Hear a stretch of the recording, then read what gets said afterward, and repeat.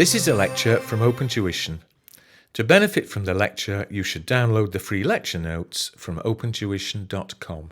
So as we go through and move on through the world of the conceptual framework in relation to your strategic business reporting paper, we now come to the next chapter, which is on qualitative characteristics. And the key bit about your qualitative characteristics is that it is making the information more useful, because if it is more useful information that we are recording within our financial statements, that is then going to allow the users of the accounts, the shareholders, the banks, the lenders, the investors, that's going to allow them to make more informed decisions over the stewardship of that entity. Okay, so we have a better set of information to make better judgments about how we think the directors are running that business. So remember, you've seen it within financial reporting previously. You've got two types of qualitative characteristics. I'll put my teeth back in.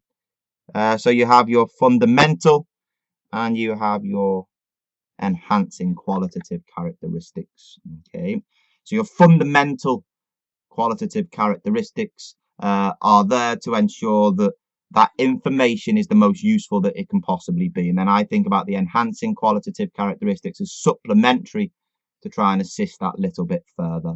Okay, so what you've got there, first one is all about relevance. So we're going to go through there and develop those accounting standards that ensure that we give information that makes a difference to the user. So what does that mean? Well, I think if we think about it with regards to the nature and the materiality, if you think about related party transactions, we include transactions with directors by their very nature, okay, because they are a related party.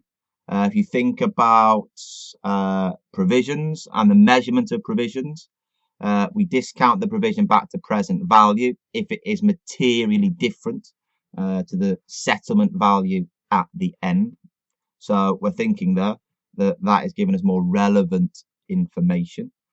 We can also go through as well with thinking about your relevance and materiality. Think about when you revalue your property, plant and equipment.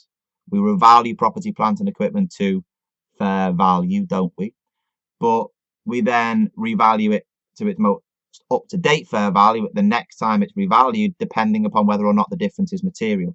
If there's a material difference, we will process that material difference because it is relevant. If it isn't material, then it's not relevant, so therefore we won't record it. Okay, so again, that's where some of the rules of IAS 16 appear, and that's where, if you like, some of the rules on IAS 24 with regards to related party transactions with the directors. Okay, you've then got your faithful information or faithful representation. So that brings in, if you like, the bits and pieces with regards to substance. So we need to go through and record the transaction based upon the substance. So that brings in things such as financial instruments, thinking about preference shares, redeemable, irredeemable, thinking about your convertible debentures and your split accounting. Also goes through as well and thinks about your groups, with the fact there that the faithful information for the group is given by reporting the substance of the transactions as opposed to the legal form of that transaction. Okay, other bits that you've got within there as well, it starts bringing in a little bit with regard to your neutrality and prudence. So we're going through there and thinking about maybe looking at your, what should we go with here? Let's think about intangibles. That's a bit of a complex area of accounting, isn't it? It's not prudent, is it, to go through there and recognize your research. Why? Because effectively we've got a little bit of measurement uncertainty, haven't we? We're not sure what we can value the future inflow of economic benefit at, are we? It's too far from that finished product, so it's not prudent to go through there and recognize that asset, and the research is therefore expensed, is it, through profit or loss. Okay, so it does get a little bit complicated. You try and tie it into the standards, but you tend to then find that the same thing repeat itself with regards to the definitions and linking it in to the actual rules themselves. Okay, the enhancing qualitative characteristics with regard to comparability, verifiability, timeliness, understandability. I think it goes without saying the understandability. We need to ensure there that the users have that reasonable knowledge of the business and the activities, but we're there to assist them in that knowledge. Hence, you have all the disclosures within the notes to the accounts that are there to assist the users. If you think about comparability, we need to ensure we have comparability not just from one year to the other, but also company to company. So that brings in a little bit, if you like, of, again, revaluation. If you revalue an asset, you have to revalue all the assets within that class.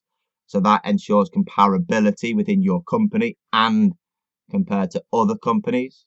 Similarly, with your investment properties, you need to measure all of your investment properties, either using the fair value model or the cost model. Okay, so that then makes sure there that all your investment properties are measured the same for comparability purposes.